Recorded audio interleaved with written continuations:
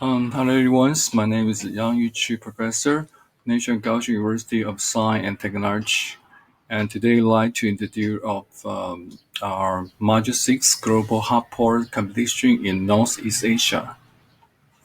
This is our outline, including our definition of a hotpot, feature of a global hotpot, reviews of global hotpots policy, comparison of global hot ports policy and conclusion.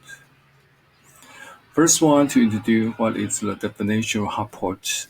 Maritime logistics normally encompass about shipping and including shipping and port, the traditional logistic function, including the storage warehouse, distribution and center service, and integrated logistic service. So it's a name and song to in their paper, 2011.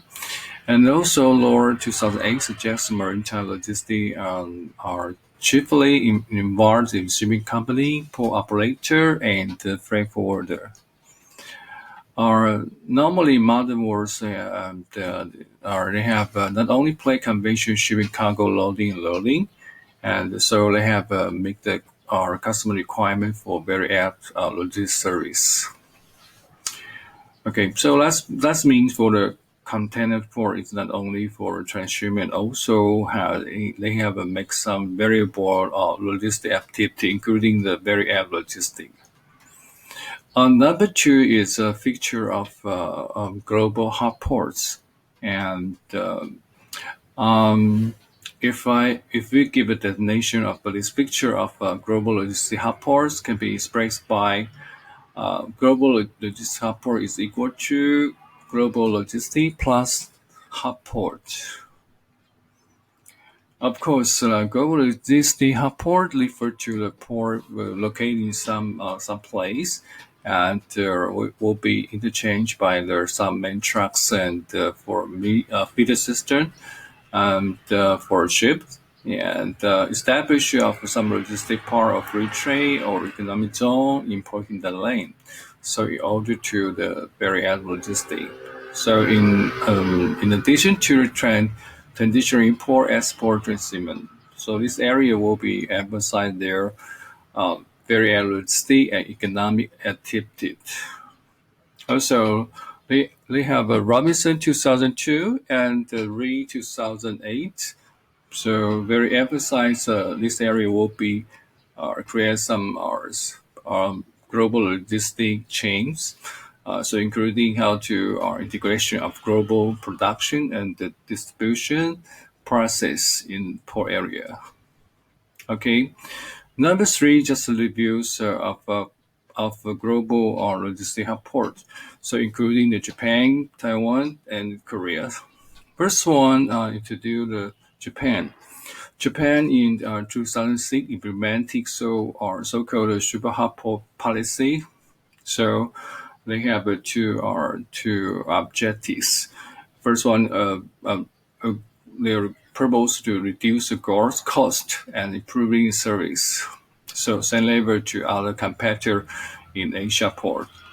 First one, reducing the harbor cost of 3%, similar to the labor of Busan and Kaohsiung, and are to reduce the lead time from the current 3 to 4 days to 1 day, similar to the same labor at the port of Singapore. So also the Japanese government provides following incentives. For example, the firms can enjoy the lease content or terminal space for maximum 30 years, and they can use our gauge crane and other equipment. So our government will be financed about 80%. So are below the interest rates or 20 years repayment periods. Equipment facility will enjoy reduction of fixed access tax and the city planning tax by one half. The Port of Tokyo's also the following super harbor policy are to carry out some including some gauge crane usage fees. Number two, port entry mooling fees reduced by 30%. Larger shipbuildings will be reduced by the 50% of port facility. Number four, the vessel carry the transshipment cargo enjoy the 50% of reduction of gantry crane usage fee, and the carriers open a new shipping routes by a 50% discount.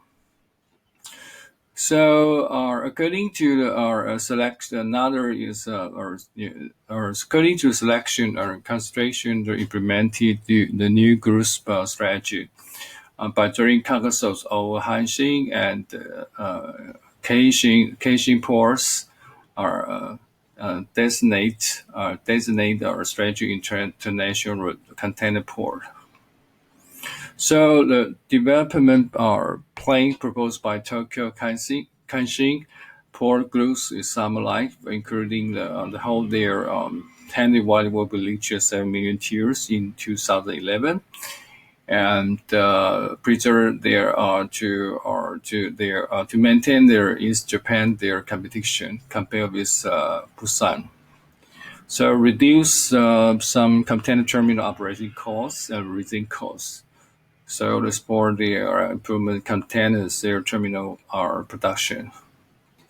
And also the implementation of cargo correction system subsidized for ship construction, exemption from oil and coal tax. And the nation government also subsidized the dredging area alongside Crete to dash to minus 18. So establish some integrated spatial zone or system to support this kind of area service. And I continue to review about 3.2 the Korea's and Northeast Asia logistics support implemented in 2003. So they have some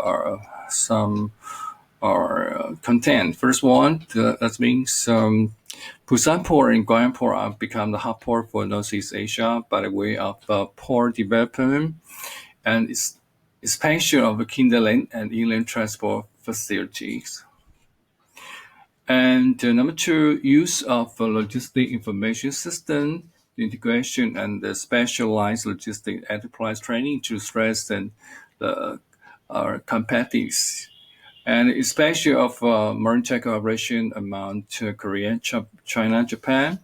So they can special user of railroad and to follow the one by one law system and to consolidate the transport logistic network in Northeast Asia. In addition to the Busan, also have proposed some incentive. For example, reduce the handling fix, the reduction in ship port fee, especially open new shipping routes.